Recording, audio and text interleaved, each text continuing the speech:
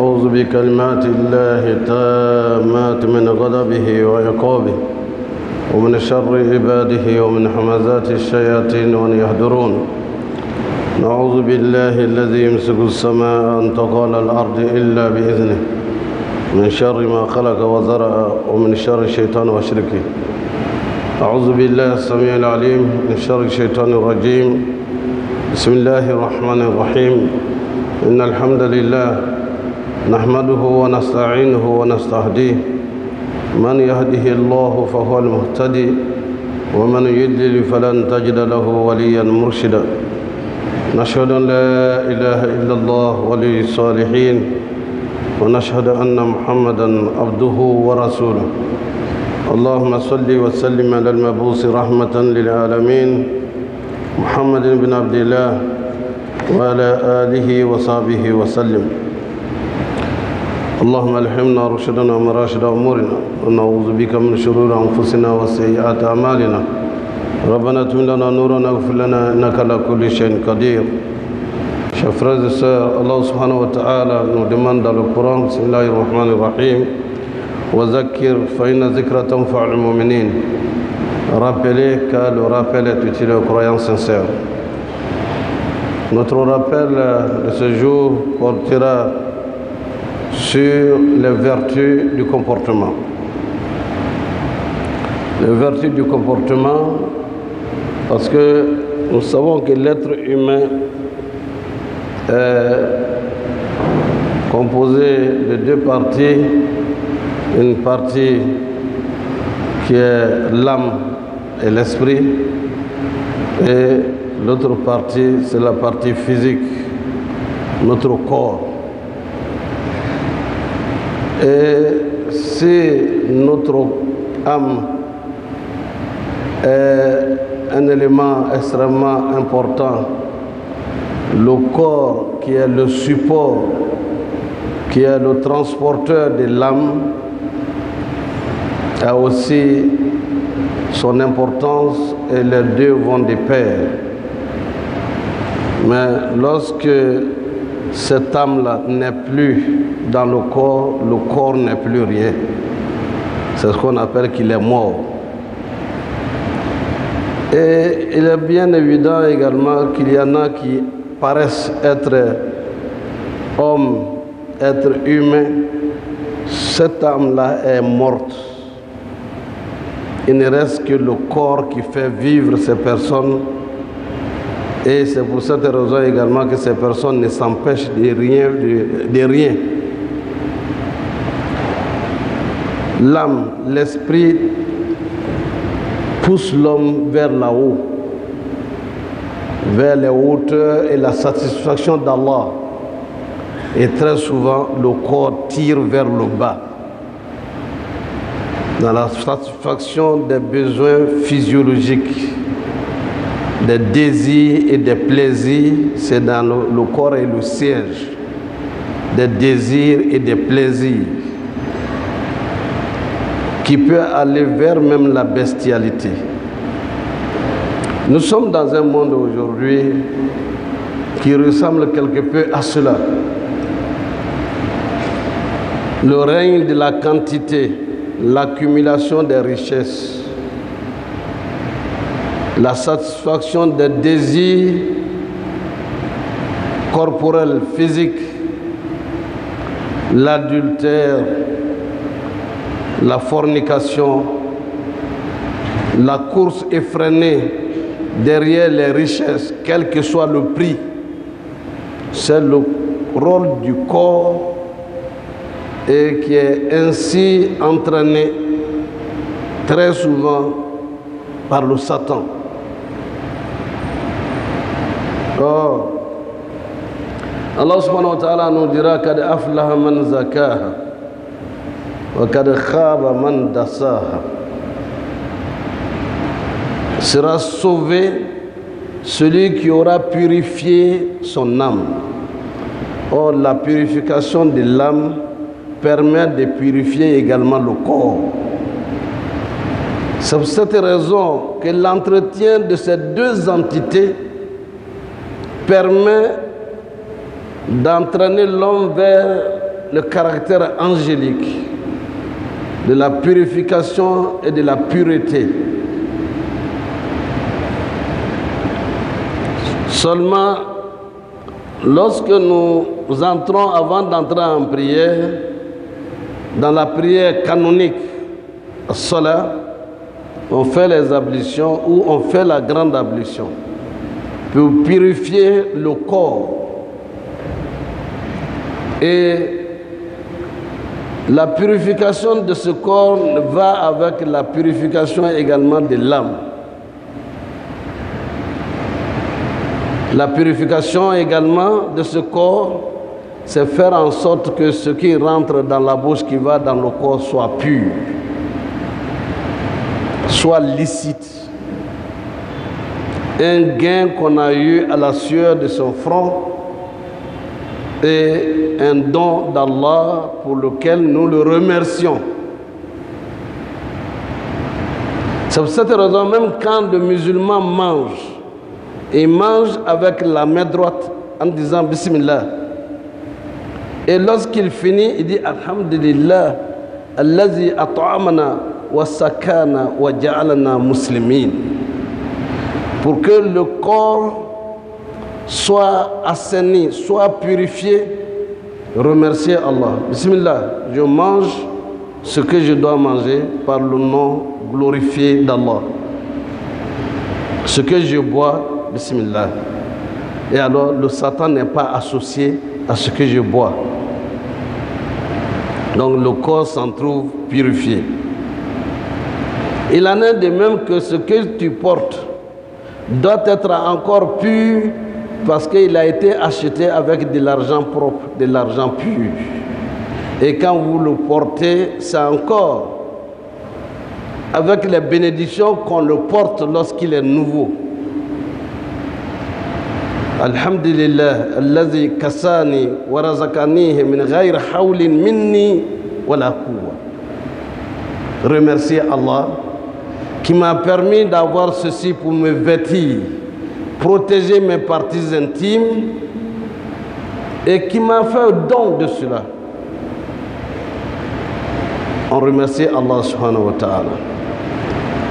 Le corps ainsi devient facile à transporter. Au lieu que ce soit lui qui transporte l'âme, l'âme l'amène vers le destin de la pureté, de la vérité et de ce qui est propre. En cela, lorsque vous devez vous déplacer, dans cette pureté, vous ne vous déplacez que pour aller dans des endroits qui peuvent vous apporter quelque chose de positif. Et l'âme vous dicte de ne pas aller n'importe où, de ne pas fréquenter n'importe quel endroit et de ne pas fréquenter n'importe qui. L'âme, à ce moment-là, comment nous nourrissons ce corps, cette âme, pour que cette âme soit à même de prendre en charge la destinée du corps. Si vous salissez votre âme, le lavage de l'âme et qu'il est perdu, le corps ira où pour être purifié? L'enfer, dans le feu. Or, lorsque le corps est au service de l'âme, alors l'âme entraîne le corps avec lui dans les jardins du paradis. Donc, chers frères et sœurs, nous abordons ce chapitre-là pour qu'il n'y ait pas de bivalence entre le corps et l'âme, pour que nous sachions comment nourrir cette âme. Nous avons pris un hadith du prophète sallallahu alayhi wa sallam. Le hadith a trait à l'hypocrisie. L'hypocrite. L'hypocrite, le prophète nous le dit, sallallahu alayhi wa sallam, il dit l'hypocrite se reconnaît par 4 signes. 3 ou 4 signes. Ayatul Munafiq, ثلاثة إذا حدث كذب إذا وعد أخلف إذا أؤتمن خان. Il nous demande d'éviter et de fuir l'hypocrisie, d'être véridique, kunu ma sadikin, et non être du nombre de ceux qui sont hypocrites. La sincérité et l'hypocrisie sont diamétralement opposées. Qu'est-ce qui les oppose? L'hypocrite, quand il parle, il ment. Et le prophète nous dira, sallallahu alayhi wa sallam, le menteur a tellement menti qu'il a fini par être caractérisé par le mensonge. C'est-à-dire quoi? Quand il parle, les gens disent, écoutez, celui-là c'est comme ça. C'est-à-dire lui-même, il devient mensonge en lui-même. C'est le premier signe. Il y a 70 signes de l'hypocrisie. Nous n'avons retenu que 3 que le prophète sallallahu alayhi wa sallam a indiqués.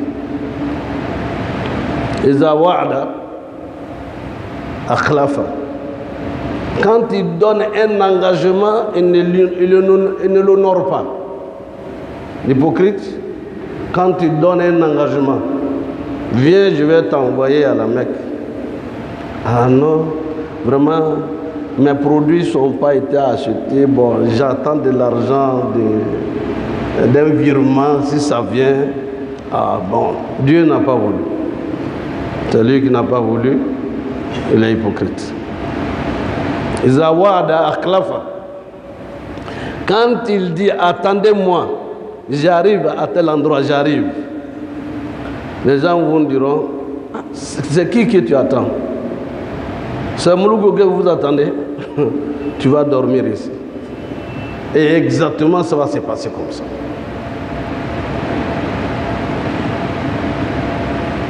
Et il en est de même quand l'hypocrite vous dit à telle heure nous avons telle rencontre, il ne s'excuse même pas. C'est lui qui a toujours retenu.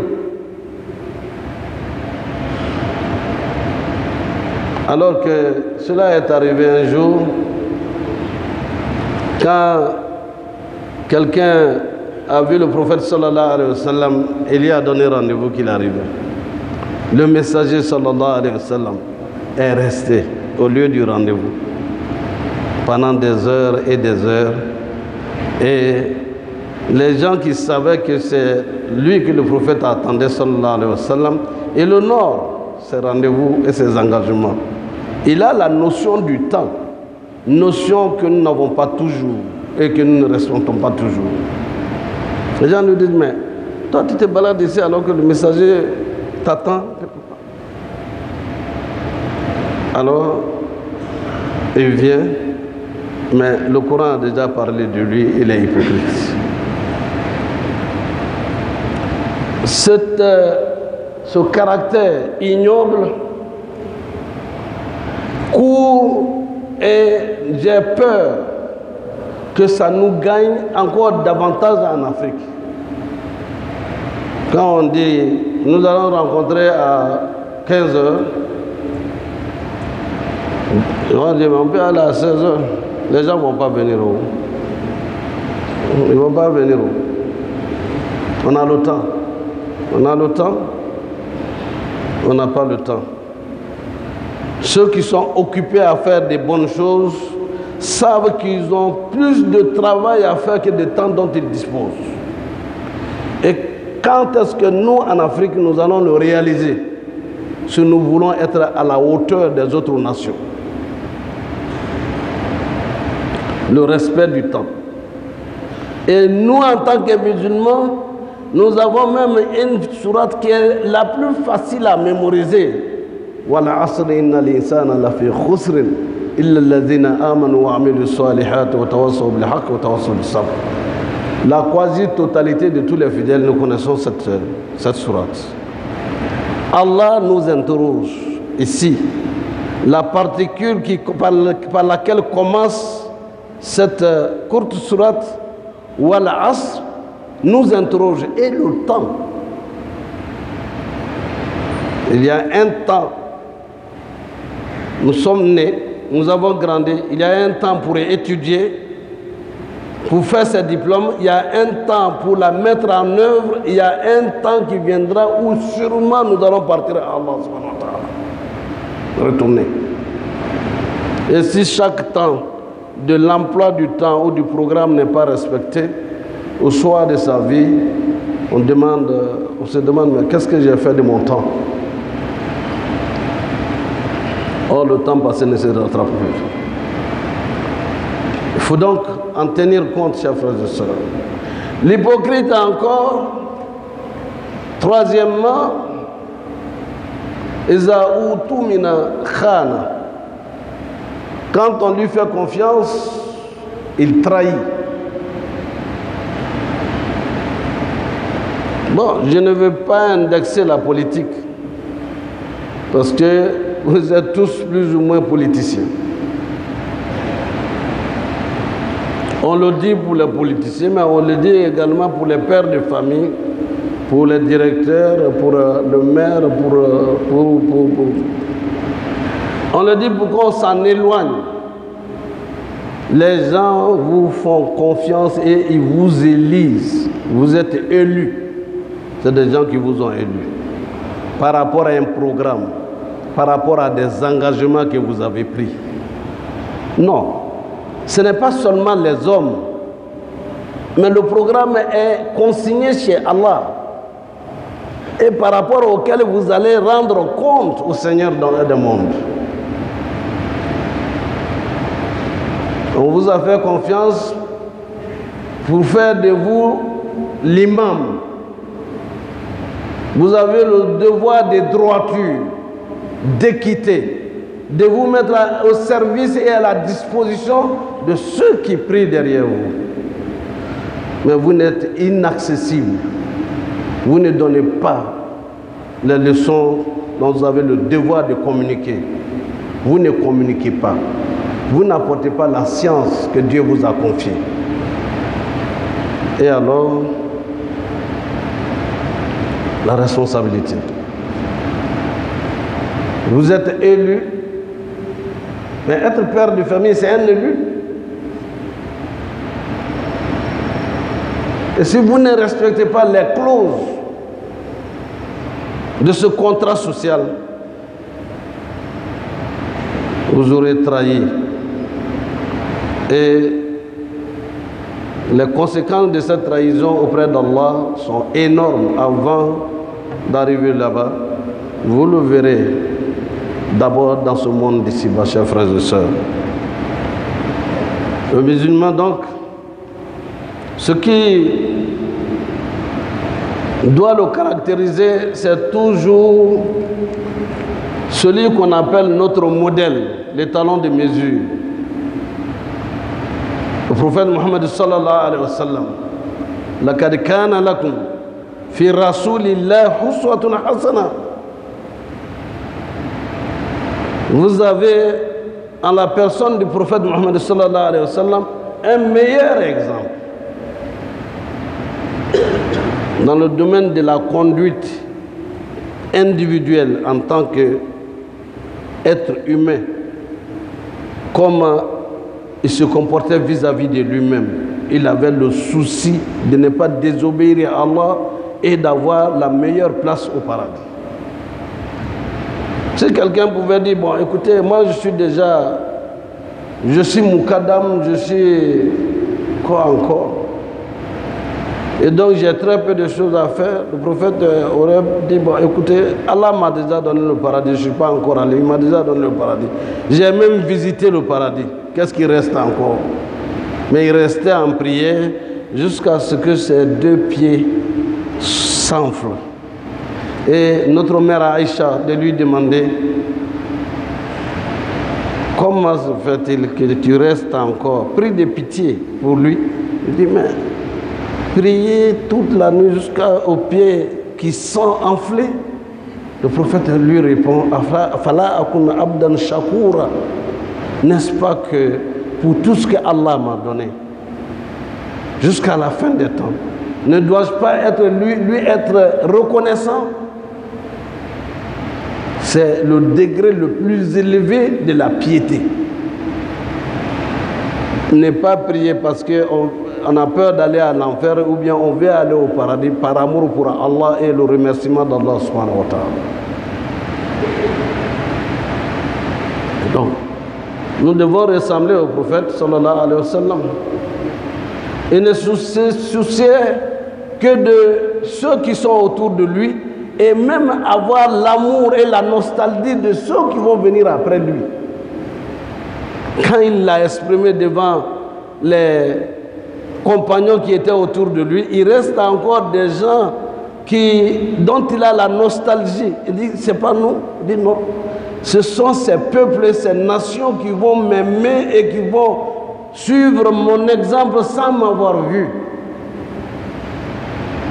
Ne devons pas nous être reconnaissants vis-à-vis d'Allah et vis-à-vis du prophète sallallahu alayhi wa sallam et suivre son chemin.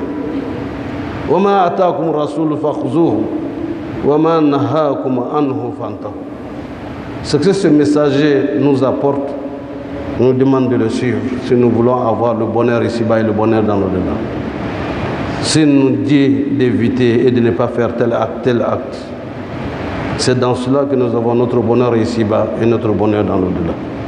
Chers frères et sœurs, il a donné un certain nombre d'indications. Ils sont peut-être une dizaine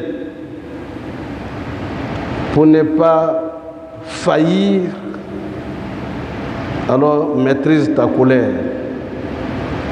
maîtrise ta passion pour que tu puisses t'élever. Le messager nous l'a dit. Résiste à la provocation inutile. Évite les disputes. Ne sois pas trop susceptible, chers frères et sœurs.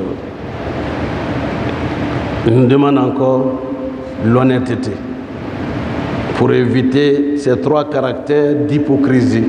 Sois honnête avec toi-même. Sois honnête vis-à-vis de tes semblables. Musulman soit-il ou non, montre le meilleur chemin et la meilleure façon de se comporter. Troisièmement, nous dirons la décence. Il faut être décent. Cherche l'admiration et cherche surtout l'agrément d'Allah subhanahu wa ta'ala. Il nous dira quatrièmement, soyons humbles et soyons modestes. La modestie est le trait de caractère de ceux qui ont réussi à dominer leur corps et qui ont réussi à élever leur âme. Le prophète sallallahu alayhi wa sallam nous dira, cherche le savoir, la connaissance, la science. Cherche le savoir, la connaissance et la science. Car le Coran parle de ulil ilm qa'iman bil qist, ceux qui sont doués d'intelligence et de science, qui seront également parmi les élus du paradis. Face à Allah, que nous soyons de ceux-là. Or, nous sommes souvent très paresseux. Le blanc qui s'est converti il y a quelques années, il est venu ici, moi je ne l'ai pas reconnu, il était en train de lire le Coran. Parfaitement lire le Coran. Son apparence, je croyais que c'était un oriental. C'est un Français du Périgord, de souche. Il s'est converti ici.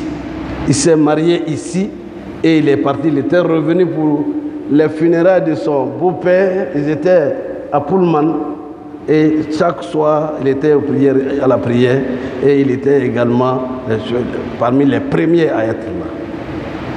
L'imam, vous ne me reconnaissez pas? Non. Je suis Abdallah. Il y a de tels noms. C'est ici que je me suis converti et je me suis marié à une de vos filles. Nous sommes là, on est 5 maintenant. 3 enfants et ils sont à l'hôtel. Il sait lire déjà le Coran. Mais toi qui es né dans l'islam, grandi dans l'islam, vous pensez encore que ce sont les autres qui doivent lire le Coran à votre place ou bien la traduction, alors que nous avons ouvert ici une école d'apprentissage du Coran. 3 mois après, nous avons un nombre important de femmes et d'hommes qui savent lire déjà le Coran. Qu'est-ce que nous allons dire devant Allah subhanahu wa ta'ala? La science, le savoir. Innama yakhsha Allah min ibadihi al-ulama. Certes, ceux qui craignent Allah le mieux, ce sont ceux-là qui sont sachants, qui sont savants, et ceux qui ont la science et la connaissance. Ça à nous, cela est dit avant les autres nations. Les premiers qui ont compris,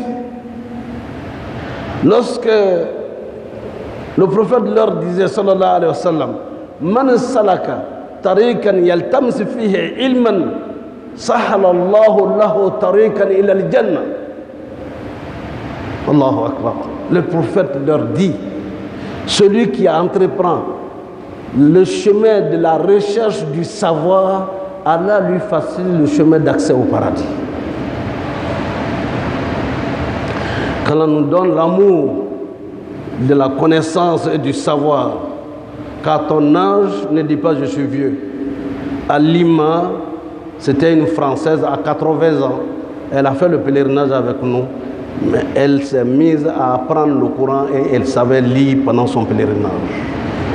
80 ans. N'ayant pas d'enfant de pas chose, elle a fait don de sa cour à l'islam et à la mosquée à côté d'elle, pour qu'elle puisse avoir le bénéfice de cela, parce que ce serait son enfant, ce serait tout ce que Allah lui a donné ici-bas. Elle a fait un virement dans l'au-delà avant qu'elle n'arrive.